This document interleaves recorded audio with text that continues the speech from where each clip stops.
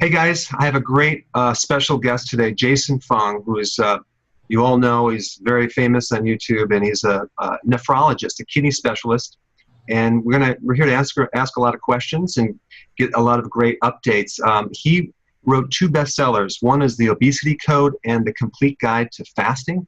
And he wrote a new one, I think it's called The Diabetes Code, right? Correct, yes. I'm just digging through that. It's like incredible information.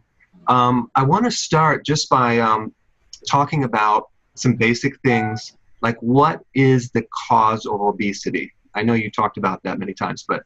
Yeah, and it's a really important question, and one that really gets to the heart of how you treat it.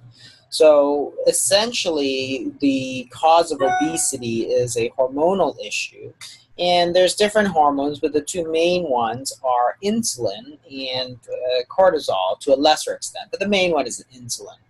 And a lot of people get sort of caught on the minutia, but if you look at it from a scientific standpoint, the only thing you need to know is that if insulin is what causes weight gain, then we should be able to give people insulin and make them gain weight. And it turns out that's exactly what happens. So whenever we prescribe insulin, people gain weight. If people have an insulinoma, which is a tumor that secretes too much insulin, they gain weight. If you give medications that raise insulin, such as sulfonylureas, they gain weight. The other part of the sort of causal relationship is that if you take away insulin, they should lose weight. So again, this is exactly what you see. So in type 1 diabetes, for example, where you don't produce any insulin, you lose weight. When type 1 diabetics are taking insulin and they want to lose weight, there's something called diabulimia, where they actually stop taking their insulin and they lose weight. If you take one of the newer medications called the SGLT2s, they also make insulin go down and you lose weight. So every time you raise insulin, you gain weight. Every time you lower insulin, you gain weight. You can do the same exercise for cortisol, but it tends not to be as important. So again, you can give prednisone and make people gain weight. You can take away prednisone, such as the disease called Addison's disease, and people will lose weight. So you know that there's a causal relationship here. So if insulin is the main problem, then you need to focus on lowering insulin, because if insulin makes you gain weight, you need to lower insulin. The problem is that we don't focus on that. We focus on calories instead. And there's an overlap. So the confusion lies in that most foods are a combination of carbohydrates, fats, and proteins. So very few foods are pure one thing or the other, except for refined carbohydrates, where you can eat things that are almost pure carbohydrate. But for example, when you eat steak, it's a combination of fat and protein. Most meals which have a combination of all three. So there is an overlap between sort of how many calories you eat and their caloric and their insulin effect. But what it simply means is that not all foods are equally fattening, which is sort of just common sense, because the sort of lie that we've been sold is that all calories are equally fattening. So you can eat kale or you can eat cookies and they're the same. So you could eat cookies for dinner and skip your salad and you'll be fine. And any idiot would sort of know that you won't be fine if you eat cookies for dinner. And that's the real thing. So when you look at it from a real scientific standpoint, a lot of what we think about weight gain just doesn't make any sense. That is to say, if calories are so important, why doesn't your body have any sort of mechanism to measure calories? It really has no clue how many calories you're eating. If you're to reduce calories, like for low-fat diets, because dietary fat is sort of the highest in calories, so if you reduce dietary fat, you reduce calories, you should be able to lose weight. Well, guess what? Millions of people have done low-calorie, low-fat diets over the last 50 years. And guess what? The failure rate's somewhere on the order of 99%. So if we know that a low-fat, low-calorie diet fails 99% of the time, why on earth would we recommend it? It's absolutely ridiculous. It's insane. So, it's insane. So that's what the obesity code is really about. It's about sort of saying what causes obesity, because that's the most important thing you need to know. If it's too much insulin, then lower insulin. How are you going to do that? Well, you can reduce the carbohydrate, the refined carbohydrates in your diet. You can sort of moderate protein and eat more of the natural fats. The other thing you can do is intermittent fasting, where you don't eat for a period of time, because the fastest way to lower insulin is to eat zero, which is fasting. And there's really nothing intrinsically wrong with that. But again, we get into this idea where people think that, oh, you need to eat 10 times a day. It's like, you need to eat 10 times a day to lose weight. Really, how is that going to work? How is eating more frequently going to make you lose weight? That doesn't even make any sense. It sounds really stupid because it is really stupid. I mean, it's honestly like saying you should, roll in the dirt 10 times a day to get clean.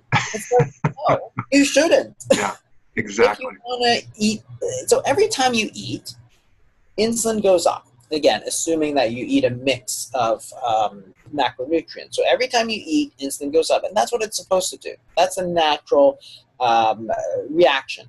Insulin goes up and tells our body to store some of that food energy.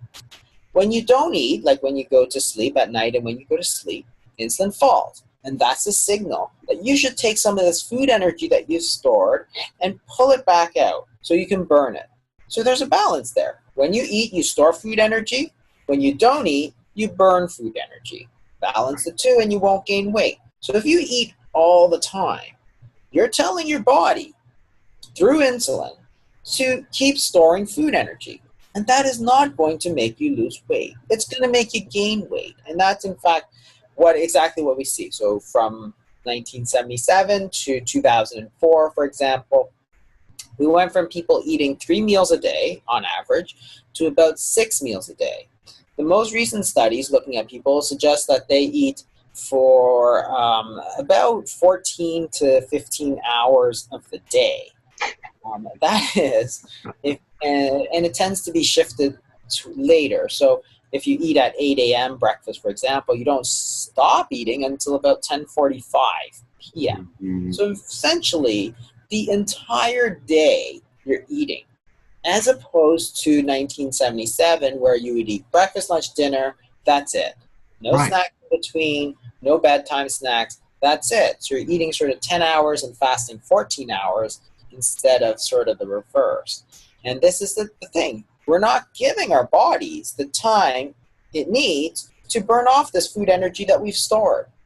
And there's nothing more complicated than that. So if you want to lose weight, 1, don't eat the high insulin foods, and 2, give your body a chance to not eat so that your insulin levels can fall and you can burn it. Exactly.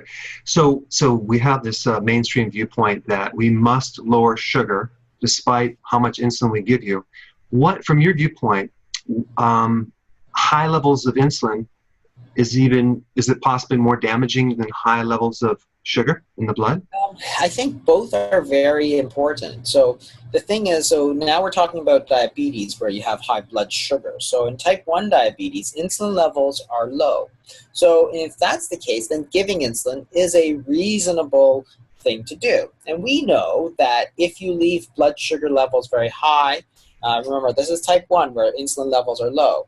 So you're not having any problem with insulin because insulin is low, but your glucose levels, blood glucose levels are high. That is a problem. So you need to get that down. And that's the sort of paradigm of glucotoxicity. That is, if you have high glucose in your blood, it's going to cause damage. What we haven't recognized is that if you have high insulin levels in your blood, it's also very damaging. So in type 2 diabetes, it's a completely different situation where you have high insulin levels and high glucose levels. So both are bad, but if you simply take more insulin to lower your blood glucose, you're just trading toxicities. That is, you're taking more insulin, so you're having more damage from the insulin, but your glucose is better, so you're having less damage from the glucose. So more insulin toxicity and less glucose toxicity. In the end, it's a wash. So you're not actually any healthier. And that's all the studies that we actually proved this exact point 10 years ago. So 10 years, we're still doing the same thing. Even after there was the Accord study, the Advanced study, the VADT, the TICOS, like tons of trials that have shown that taking more medications to lower your blood glucose doesn't make you healthier. And that's the whole point, because if your insulin levels are high anyway, why would you take more? It doesn't make any sense. You should, in fact, lower them, and that would be the proper treatment. Because, again, if you have hyperthyroidism, like if your thyroid is overactive, you don't give people more thyroid medication, right? Right. If it's low, you give thyroid medication. If it's high, you don't do the same thing. So if your insulin levels are low, give insulin. If your insulin levels are high, lower it. But what we did was we gave more. Right. That's crazy. That's crazy. Yeah. And then, so there's kind of an omission here, like traditional medicine does not necessarily jump and test fasting insulin levels, do they? Fasting insulin levels are quite variable, and that's one of the problems. So it fluctuates quite a bit. And in the late stages of type 2 diabetes, sometimes you see sort of a tapering off of the high insulin levels. They're still high, but not as high as you might expect. I think that what has been unrecognized is the sort of problem of too much insulin. So obesity is a problem of too much insulin, but type 2 diabetes also is a problem of too much insulin. That's sort of unrecognized. So getting a fasting insulin level, I do that regularly to make sure I'm not treating a situation of where I think it's type 2 diabetes, but it's actually a situation of type 1 diabetes where insulin levels are quite low. Because again, it's you have to know what you're treating, because you can't treat them the same. You can't treat low thyroid and high thyroid with the same treatment. It doesn't make any sense. It's like saying, a washer and a dryer, like one makes it wet and one makes it dry, right? They're totally different. Right. They're the same thing. Exactly. Was there a point in your career where you had this huge shift of like, wow, we're doing this backwards? What this aha moment when you? Yeah, it's about 10 years ago. So those studies came out. So I was trained quite conventionally. And 10 years ago, the conventional thinking in type 2 diabetes, so I'm a kidney specialist. I deal with a lot of kidney disease, the most common cause of which is type 2 diabetes, sort of by far and away.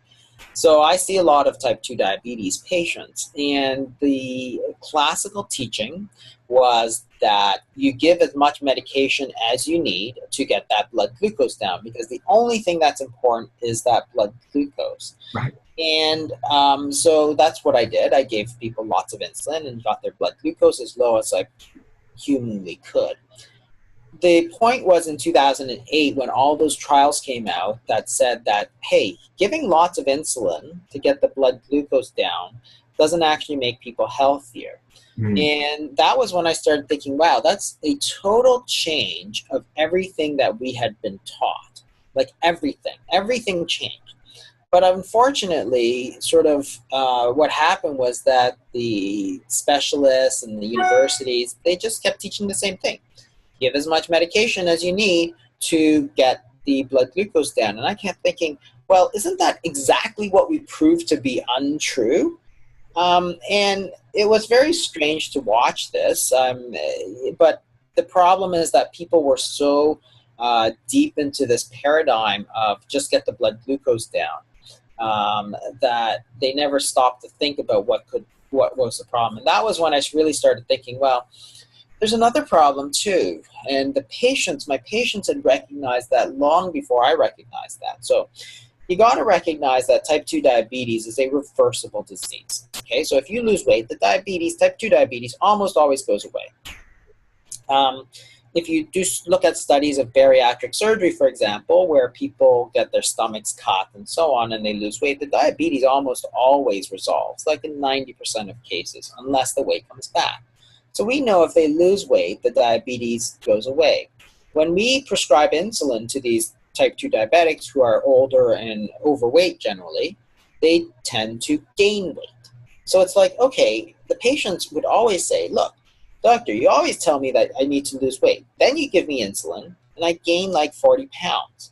Well, how is that making my diabetes better? And I didn't have a good answer, because the answer was that it wasn't making them better. The point is that type 2 diabetes is really a disease of too much sugar in your body. When you take a medication such as insulin, it actually forces that sugar into the body. Remember, insulin is what the hormone that tells your body to store that food energy. So if your sugar is high, you take insulin, your body's going to store it. It's going to turn it into fat. So of course they gain weight. But the question is, what does it do to the sugar? Has it gotten rid of that excess sugar in your body? And the answer is no. It simply forced it into your body where you can't see it because it's not in the blood anymore. But the sugar goes all over your body. It goes into your heart and your liver and your kidneys. And over 10, 15 years, all your organs basically just rot away. That's why diabetics have disease of everything. So if you take a disease such as, say, osteomyelitis or gangrene, for example, those are diseases that are seen virtually in no other case other than diabetes, type 2 diabetes. Mm-hmm. The question is why? Why do you get this osteomyelitis, infection of the bone, which is very rare elsewhere? Or you get mucormycosis, which are these rare fungal infections. Because you got way too much sugar all over the place, and the bacteria love that. So they're just happy to proliferate, and then you get a bad infection. So the point is that if you take insulin, you're not getting rid of the sugar, you're simply moving it into your body. And eventually, if you stop taking the insulin, all that sugar just comes back out in the blood. So you've really done nothing for this disease. And that was the answer to why this sort of current paradigm of sort of diabetes treatment was completely wrong. If people are not losing weight, the diabetes is not going to get better. So that's where I became very interested in the question of what causes weight gain, and it turns out it was the same answer, and that's why they're related. They're both diseases of too much insulin. But it's very powerful because once you know that these are diseases of too much insulin, the solution is obvious: lower insulin. Right. So do that, low carbohydrate diets, intermittent fasting. Don't lower calories, because when you lower calories, you may or may not lower insulin. Like you could take Diet Coke, for example, 0 calories. Does anybody lose weight drinking Diet Coke? Not really. Like, we've been drinking it for 50 years. It's one of the top sort of 3 soda pops in the world. And clearly there's less calories than a regular Coke, but it doesn't cause less obesity. So we know that it's not the calories. Calories is not the right thing that we should be focusing on. So you being a kidney specialist, you probably see a lot of patients coming with stage 4 on kidney dialysis and advanced stages. What has been your experience with working with some of those guys? Do some of them not need dialysis anymore? Once you get to that stage, it's often too late. And I had hoped when I started that, yes, maybe some of them could reverse. You can reverse in the very early stages, so keep in mind that diabetic kidney disease often takes 15 to 20 years to manifest.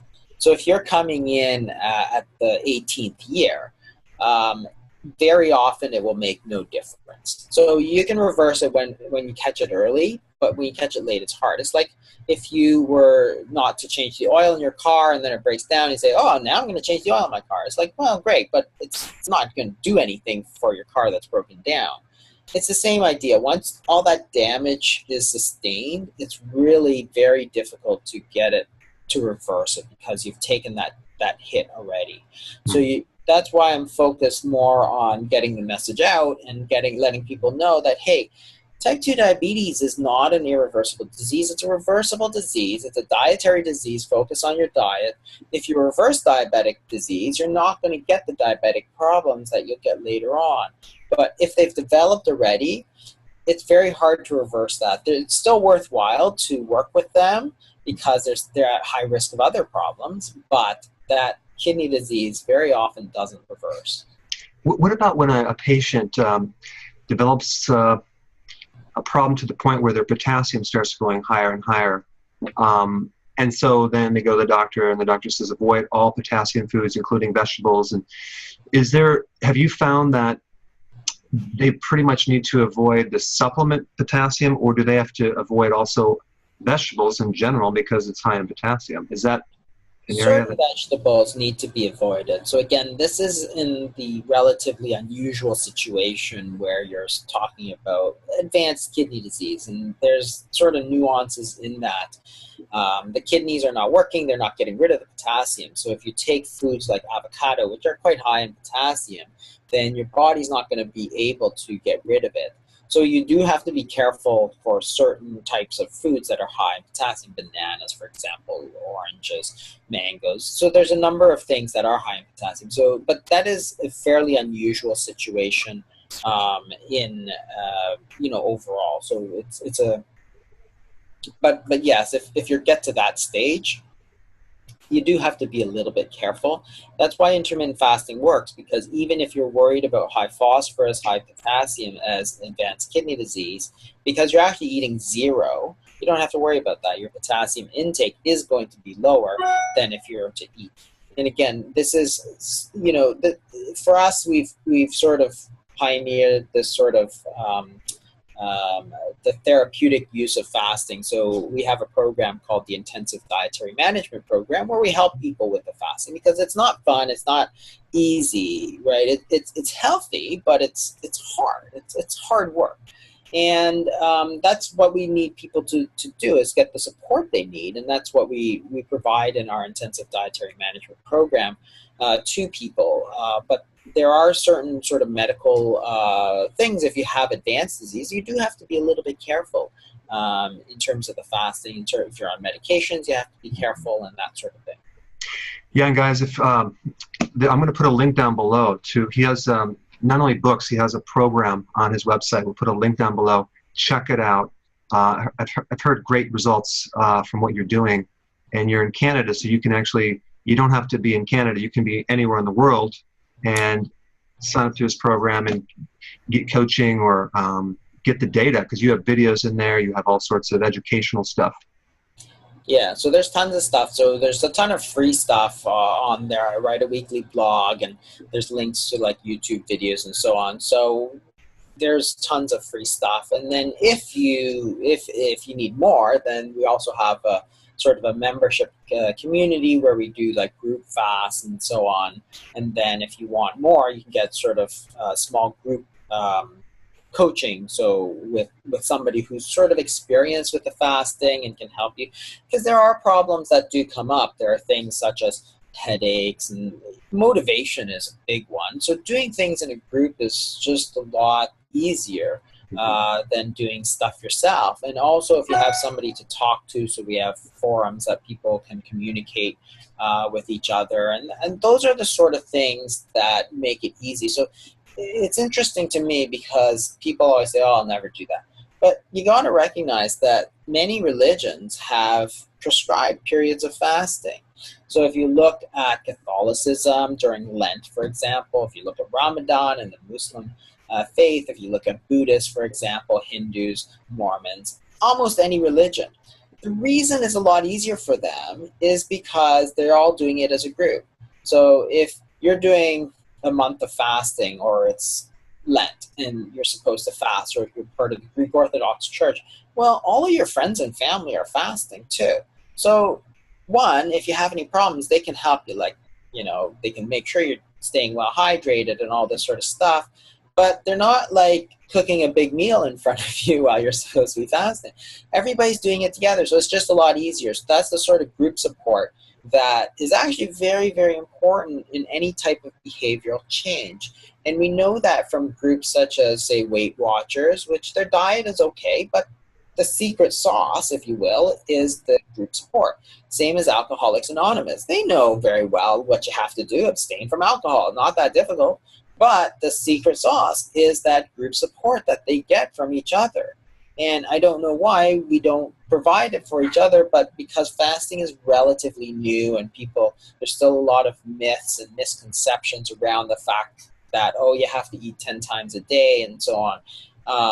People don't get the help that they need in order to be successful. And there's other things like, people, for example, to help with this hunger and so on. So you can use tea, for example, green tea, which has this thing called a catechin, which is that they have antioxidants, but they have this thing called catechins. And it's been shown that there's a small appetite suppressing effect as well with something as simple as green tea, which you can buy anywhere. Or there's a fasting tea, for example, which is a special cold brewed tea that you can use, and it may help with the hunger, for example. So these sort of things, which are simple and relatively inexpensive, can help people, but you're not going to know about it unless you sort of are talking to people about it. And because it's so new, it's hard for people. And that's what we're trying to provide, is sort of support for the fasting. But there's also free groups like Facebook groups and so on. There's a ton of information out there. If you dig a little bit, you probably, and you know, if you put a little work into it, you could probably find all the information for free. It's all out there. Everything is out there for free these days, right? Yeah, especially on YouTube. So the benefits of fasting go beyond weight loss, right? Yeah, so there's a lot of very interesting sort of benefits to fasting. And one of the most obvious, of course, is weight loss and also treatment of type 2 diabetes. So we do it a lot to reverse type 2 diabetes. And again, not very difficult. If you don't eat, your blood sugars will come down because your body is burning it off. If your blood sugars come down, you don't need to take your medications. So we reverse a lot of people's type 2 diabetes. But beyond that, there's other benefits. So people find, for example, that their concentration improves. They're able to do more because their mental abilities may improve with that. And people think, oh, that's strange because I thought it was the opposite. It's like, well, it's not. Think about a time where you ate a huge meal like Thanksgiving. Were you really, really mentally sharp, or were you just sort of lying in front of the TV watching football? And it's like, well, it's probably the latter. People who don't eat actually may have increased mental abilities, because you have to understand that when insulin falls, like when you fast, insulin falls, but other hormones go up.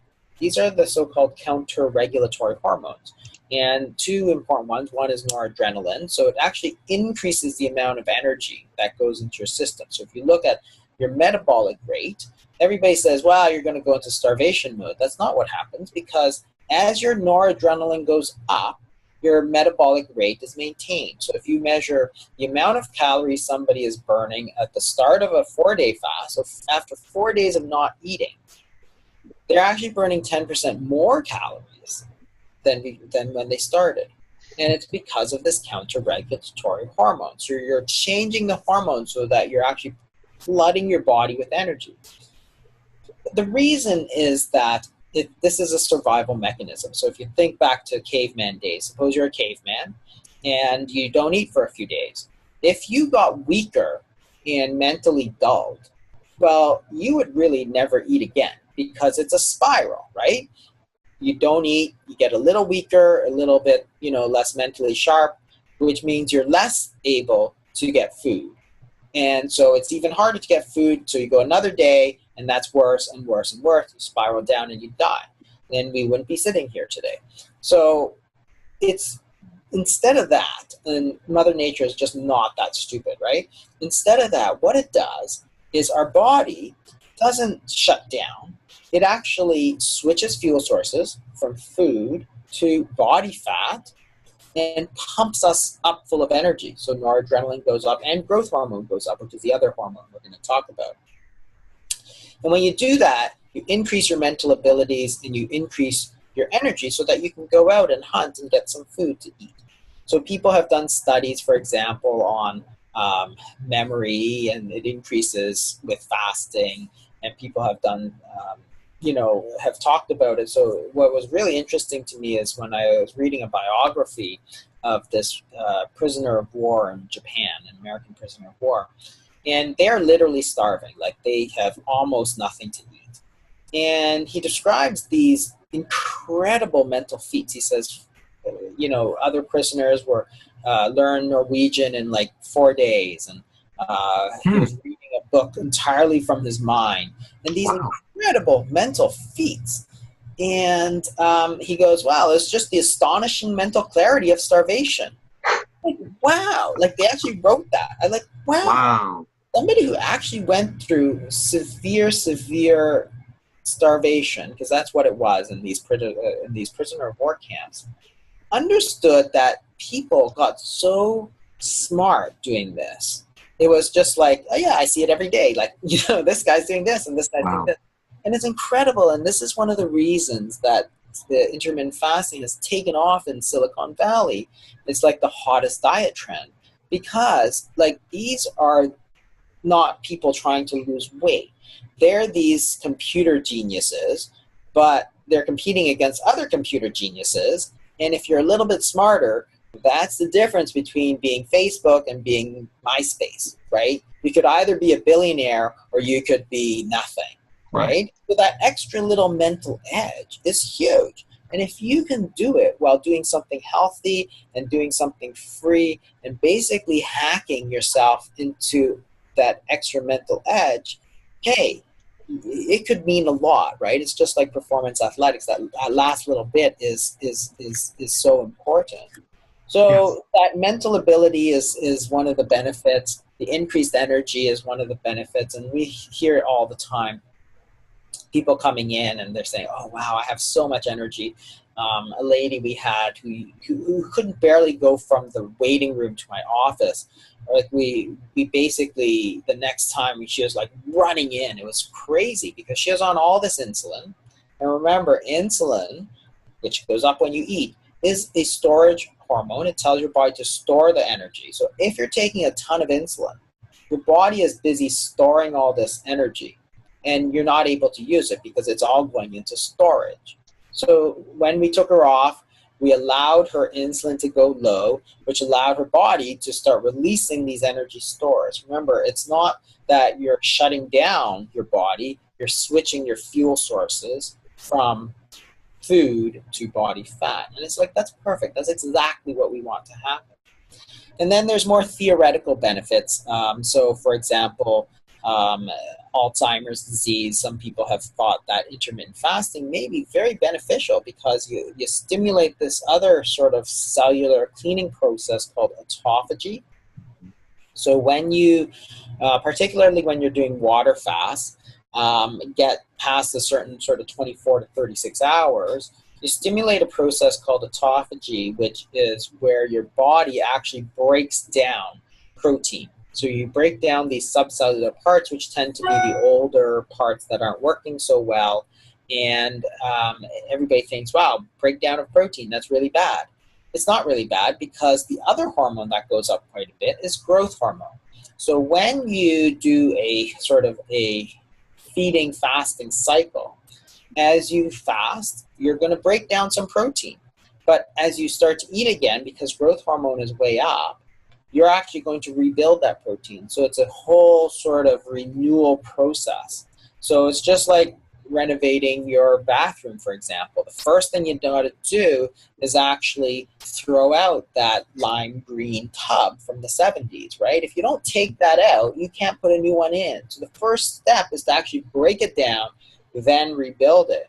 And that actually keeps you functioning better than if you never broke it down in the first place, which is why a lot of people consider the fasting, which used to be called sort of a cleansing thing, which is what it is. You're cleaning out that old stuff in your body and you're trying to renew it with new stuff, which is like perfect because it's a free process. And it's a process that's been used for thousands of years, not as something which is like, oh, I'm going to punish you. It was used because people knew that it was sort of intrinsically healthy for staying well and all this sort of thing. So it's a fascinating because science, sort of modern science, is just sort of catching up to this sort of 2,000-year-old idea that once in a while we should fast, whether it's the Prophet Muhammad with Ramadan or if it's Jesus Christ with Lent and all that. We're just catching up to this idea that, hey, these guys, they didn't know the science, but they knew that when people did this, they actually stayed relatively healthy. Because remember, there's no obesity 2,000 years ago, or there's very little. But it's something that's healthy. And hey, now we're realizing, yeah, it can be healthy. And even for things like cancer, well, same thing. Cancer is a disease of increased growth. So if you fast, you're going to shut down these growth pathways. So everybody thinks, cancer is a genetic disease, but in fact, there's a lot more to it than that, because the World Health Organization categorizes, I think, 11 or 14 cancers as obesity related, including common ones like breast cancer and colorectal cancer and so on. So if you allow insulin to fall, you're not going to have these growth signals, which is going to possibly prevent a lot of these sort of obesity-related cancers from gaining hold. That's theoretical, but makes a lot of sense these days. Absolutely. What type of fasting do you do personally? I typically stick to sort of 24-hour fast, and that's because our sort of number one rule for fasting is to fit it into your lifestyle. So if you do something very intrusive on your lifestyle, you can do it, but not for very long. It's a therapy, right? It's therapeutic. So I had one fellow who used to fast, and so he used to get together with his friends every so often to meet and chat, and he'd stop doing that because it's like, no. That's not the point. The point is to fit it in where you can, but do everything you normally do. Because again, having friends is very important. I mean, going out and celebrating is very important. So you have to find something that you're going to be able to stick to. So doing something like a 3 or 5 day fast is very intrusive, because if I don't do it, like I usually have dinner with my family most nights. So I can do that, but it's hard. If you're fasting, everybody's eating, you're not eating, it's hard. So that to me works the best. So a lot of 24-hour fasts, and once in a while I'll throw in a longer fast. So 3 days or longer, and that's typically after I go on vacation. And on vacation I typically don't fast, because again, I'm with my family most of the time, and they want to eat and we'll go out. I'll still try and limit stuff, but on the other hand, you don't want to be the party pooper all the time, right? You don't want to say, I'm the guy who won't do anything, won't go out, and all this sort of stuff. There's no balance there. So you got to find what works for you. And for some people it's longer fast, some people shorter fast, but that's the sort of thing I stick to. When my pants start to get a little tight, then I do more fasting. Right. If I'm really busy, then I do more fasting. When I decide to, like during holidays, so typically I'll do Christmas, for example, I won't watch what I eat at all, and I will probably do very little fasting, and also during vacation. And I've made that decision, but I know that I have to make up for it afterwards. So, right. I just went on vacation, and I had a lot to eat, and it felt great. And then I got back, and my pants were a little tight, and I upped the fasting. So I'll typically do it at least twice a week, but the last couple of weeks I've been doing it 4 to 5 times a week, and now my pants fit better now. So Did you find before you started fasting that were you the grazer that snacked between meals and at night? Were you that type of person? Not typically, but I think that we had all sort of started becoming that. So if you look at meetings and so on, right? So you go to a meeting. I don't know if you do a lot of meetings, but like at the hospital or at any company, and you have a meeting at 10 a.m. and there's muffins. And you go for a lunch meeting, there's lunch. And then you go for an afternoon meeting, and there's more muffins or donuts or cookies or something like that, right? And the problem is that when they're there, it's extremely tempting. And that's something that's new. And it's like, that's something that we don't need. We got fined in the 60s and 70s without sort of muffins and bagels at the 10 a.m. meeting. So why do we need it now? And so we had all sort of become that sort of, we should eat something. And it's the same. It's become ingrained in our society, and I think it's very unhealthy. So my son went to camp this week, and they send me back an email saying, welcome to camp. We're going to provide lunch and 2 snacks. I'm like, why? It is the same thing. But why do all these kids need snacks? I don't know if you have kids, but you go play soccer, for example. So the kids used to play soccer, and at every halftime, somebody thought it was necessary that the kids have some juice and cookies. I'm like, why? I used to go out and play soccer, as did everybody else in the 1970s, and guess what? Nobody ate snacks. My parents weren't chasing me around with a juice box and 2 cookies. I'll tell you that much. You just went out and played and had a great time. You didn't even think twice about whether you wanted to eat because you're too busy playing. Yeah, I mean, your parents would sit down. All of us would sit down, 3 meals. But then now it's like everyone's on the run. Grab some quick food. No one eats, sits down. It's like it's completely shifted. The whole lifestyle has shifted to small snacks. Bring a snack between meals, after school. The whole thing. Exactly. And there's nothing wrong. I mean, we're not going to change the fact that people are going to be on the run all the time. But changing the sort of snacking habit and making sure that you have a proper fast. Because remember, the very word breakfast means you have to fast. It's a meal that breaks your fast. If you're not fasting, you can't break it. So therefore, you should be like 10 or 12 hours. Like you should finish dinner and then not eat anything until breakfast. There's no need for an evening snack. There just isn't. And you don't need to have that. So even if you are on the run because you're going to this and that and this and that, you can still eat 3 meals a day and not snack. But there has to be this recognition that, hey, snacking is actually pretty fattening, which is probably what your grandmother would have told you.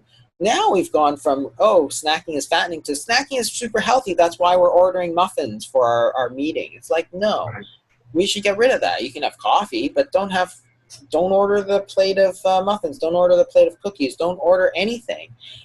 You've gone to medical conferences. They're the worst. Even the obesity conferences. You go there. What do you get? You get breakfast at 10:30. You come out, and there's a full spread of banana loaves and muffins and cookies. Then it's like, yeah, because you only ate breakfast like an hour and a half ago, and you're going to eat lunch in an hour and a half. Like, obviously, you need a muffin in between, right? It's like, come on. And then you have your lunch, and then at 2:30 at the afternoon break, guess what? Another full spread of granola bar. Every single medical conference is the same, right? Oh my God. Oh my God, it's like terrible. But again, when you see it over and over again, when you're exposed to it in your school, you think that it's normal and you think that that's healthy. It's not. It's completely new to this sort of generation. And guess what? They're not better for it. They're much worse for it. Incredible. Wow. Well, thank you so much for your time and your input. This data was extremely valuable. People are going to get a lot out of it. And hey, guys, I'm going to put some links down below. Check out his website, his programs, his books. It's extremely valuable. Well, thank you so much, Doc. And we'll talk to you soon. All right. Thanks, Eric.